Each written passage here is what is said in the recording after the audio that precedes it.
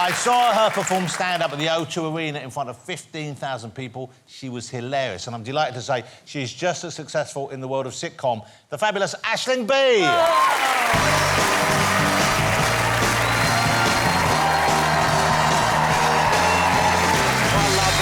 a lovely entrance. Aisling, it's lovely to have you here. Thank you so much for coming on the show. Thanks, Jonathan. I follow you on Instagram, and Aisling is often talking about recycling, upcycling and buying second-hand clothes. Yes, yes. And I'm thinking your wardrobe must stink, because you seem to only have charity shop clothes in there. I love the idea that someone has died in something before I've worn it. Where do you stand on synthetic lucky pants? Synthetic lucky pants, as long as you reuse, recycle, rewear, inside out, you know, like Peter does. Do you know what I mean? Yeah. What I do. Do you have, like, lucky socks and lucky... I did. It got to the stage in football where it got a bit silly. I had superstitions for everything. I just had to knock it on the head and stop doing it. What was your biggest superstition? The ones I ended up carrying on doing was when I come out on the pitch, I would tie my right bootlace up every time and then do the handshake and then jump for a header and then clap the crowd. And is that only for football, or would you do that before, like... No, only football, making love, or... No. Okay, Let's go. Sorry, that was completely inappropriate. Are you a superstitious person, then? Is that why you asked him? I can't imagine you're a superstitious person. Yeah, I suppose I am. Are you? Yeah, I think I was brought up Catholic, so even if you decide to sort of get rid of that, it always stay... Like, I have crystals in my bra right now. Wow. Just in case. In case of what? I don't know. Just, like, to be like, oh, maybe you'll be super sassy when you go out on the couch or something. But I think we can now say that have you really... crystals don't work. Have you really got crystals in your bra? Yeah, this was yeah. I just would always put like a little. I mean, just in case. Yeah. I hope. Oh, you know when you've done something, you're like, I'm gonna become a meme. I just know I'm about to become a meme. Like, whoa. I do remember one time, because I'd always put them in my bra for a gig, just to make sure the gig would go well, rather than relying on work and craft. And I remember going back from one gig, and because I live on my own, thinking there was a robber in the house, because I took off my bra and I heard dun-dun, and I was like... But it was just the crystals falling onto the ground, and I thought it was a robber in the house. I remember that. You're a very serious person otherwise. So, Aisling has a new show. She's got 2 sitcoms out at the moment. Let's talk about the one called Living With Yourself. It's on Netflix. Yes. And you co-star with Paul Rudd. Yes. Well, yeah, he co-stars with himself as well, yeah. Of course. It's a wild premise for this show. What's it about? How do you explain this in a short soundbite? So basically, myself and Paul are a couple who are going through a bit of a bad patch, and he gets this tip-off that there's this spa that you can go to, which will sort of be an automatic fix for yourself. And then he decides to go to this spa to fix himself. And he's about to go in, and Tom Brady comes out, and he's like, well, if Tom Brady, who's a big American sports star, is going into this place, maybe it works. It'd be like going in England and David Beckham walks out. No, Peter Crouch comes out.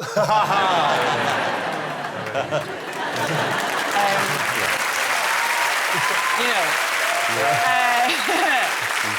And so he goes in and he wakes up feeling fantastic. What he doesn't realise is this place actually clones people and then murders the original and lets the clone live a life. But they don't murder him well enough. So suddenly he wakes up in a grave and there's 2 of him in existence. And now there's a sex scene between the 2 of you, which I believe was quite awkward. Well, yeah, it's because people are always like, oh, must that be quite erotic doing a sex scene? And it's not, it's like, basically, when you do a sex scene, you have to sort of position yourself and do all your light bits and bobs and sort of, you know, put your legs in the right places so the camera can get you. And then there's like 6 or 8 people, 1 person with the sound equipment and stuff like that hanging over you. So you're it's more like a sort of odd dance move. Yeah. But also, as men, they kind of cover you up with like a sort of odd sock to make sure nothing, you know, comes out. Oh my God. No, like as in, appears is probably a better use. So you basically know that area, you don't see the bits. Exactly. And it's sort of to protect your dignity, but it's almost like, you know, in those crime documentaries where they blur out someone's face, but you can still see what their face looks like. Yeah. That's what it looks like. And they do the same thing with, like, your nipples, is that, like, they put 2 kind of, like, looks like almost like chicken fillets, like stuck to your nipples, and like, oh, she's not naked now. We'd never know what's behind that. The mystery. And they do stick on quite well because they're completely adhesive. But for some reason, like mine would stay on for an hour, and then honestly, it was like magic in a weird way. As soon as they go action, they just go pat and just fall off. And I don't know if I was pretending to be cool, but my nipples were sweaty, and they got nervous, or you know, or they were like, they were like, me, show me. And they both fall off. And the first time or the second time, I was like, oh my God. And Jim, the cameraman, went, no, like that. Which is not the reaction I wanted to hear at all. Even if it was supposed to be respectful. And that was the first time. So the second time, we put talcum on, and we really were like, these will stay on. Or like almost like, and we were doing more of an improvised scene. And we only had sort of one long take of the improvised scene. And again, all the people were there. And then suddenly Paul's like, no, again. And I'm like, this is completely the wrong reaction to always hear no every time. And he just went, like that, and held on to them for ages, because there were so many men with cameras, so out of dignity. And then we spent the rest of the sex scene half doing the scene and half doing that to try and see if we could find where they were the whole time. And then there's the scene in it which is improvised, where I'm like, no, move them like not like two oranges, but like you're making scones. And then after the scene was finished, they called cut, and they were both on my arse cheek. They managed to make their way around. They've migrated. Yeah, migrated like two nicotine patches. You know, very odd. Yeah, but odd. Pete, have you done any acting, either nude or otherwise? Nude No, acting, Peter? nothing nude. No, nothing nude. I've done a couple of adverts that have been around. Oh, yeah. Oh, that f***ing advert.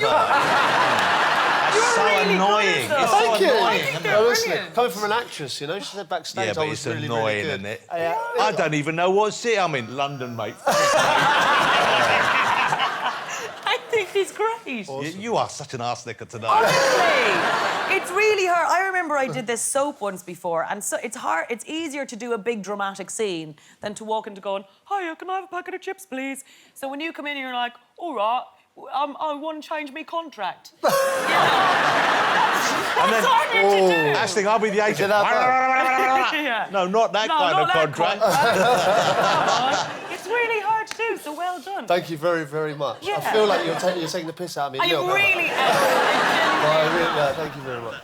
Aisling, I like you in the Paul Rudd thing, but I really enjoyed you in This Way Up. Oh, thank which you you very much. wrote as well, didn't you? Yes, so This Way Up came out in August, and that's a show I wrote and I'm in with Sharon Horgan. And you and Sharon Hogan, you play sisters in it. And it's a Yeah. real kind of, you can see, I mean, I guess you're really close friends in real life, are you? Yes, we are. And your sister, your real-life sister, works in the Yes. business as well. So Sinead, my sister Sinead Cadow, designed the costumes for the show.